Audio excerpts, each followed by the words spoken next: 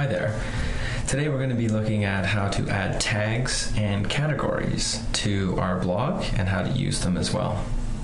So here I am at the site, and you'll see that I've signed in, so it says welcome back to me. And I go to my sites, and I'm going to choose this dashboard, new post management drop-down menu. I'm going to click on new post, and it's going to add in.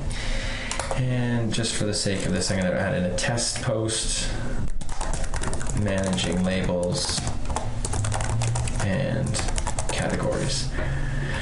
The reason we're doing this in the same is because they are very similar.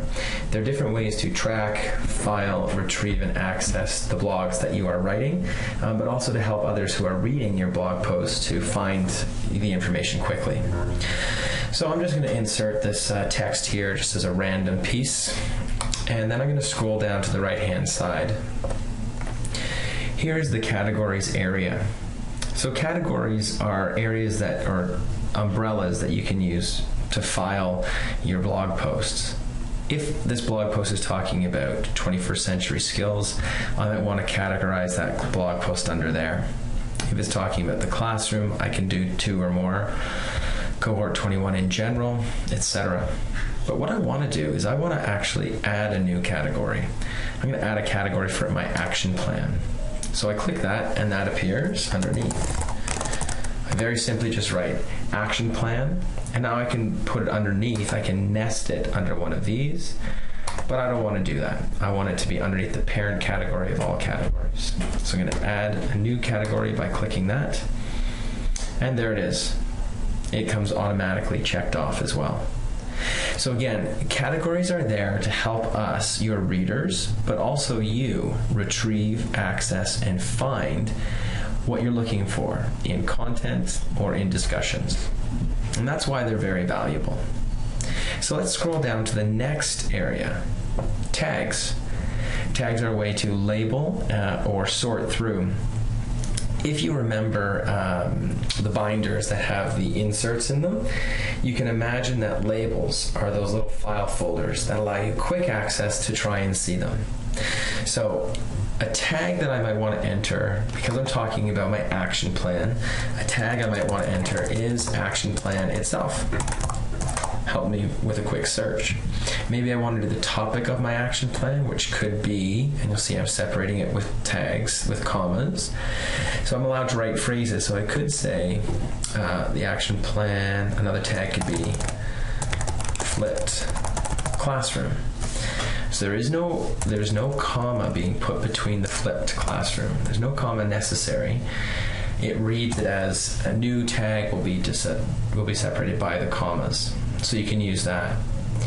You can add an unlimited number of tags, but it really helps for you and your readers to go back and see the tags that you've looked at before.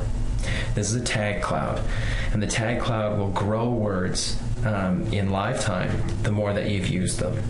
So you can see in my tags, I talk a lot about 21st century skill.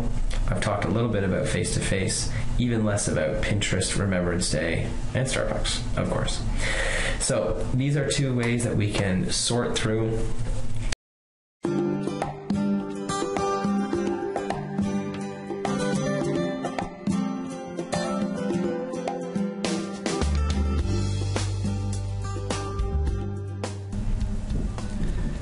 So now let's take a look at what the interface looks like from the other end, from the front end, as opposed to the back end. So here's my blog, and as I scroll down, there are my tags, my categories, recent comments, etc. So you'll see that my original blog post has been changed. I've actually added in an action plan, and I've added that category as well. So the way that it works is I can choose to search through tags, and you can see that things are building up. So gradually, as I add more to my action plan and tag it as action plan, this tag will grow. So let's just take a look really quickly at something like 21st century skills. So I click on 21st century skills, and it takes me through there are the 2 tags that I have that have been, the 2 postings I have, that have been tagged with 21st century skills. Within this, you can search again under the other tags, authenticity, etc. Here, Remembrance Day, those types of things. If you're wanting to look at classroom, this is when we can go to our categories. So these are the category archives, anything that I've written about the classroom or connected with that umbrella. So you'll see that there are more. So the advantage of using tags and categories is just an advanced search tool. For example, when I click Action Plan, I'm going to get everything that deals with my action plan. So I might use the category under Action Plan to say, here are my comments directly on my reflections on my action plan, my progress on my action plan. Whereas if I can tag things under Action Plan, those may be more along my reflections on resources or something that I want to use for my action plan. So hopefully that's clear, and you can see how using tags and categories can help you and your readers and make your blog become that much more effective. Okay, thanks very much.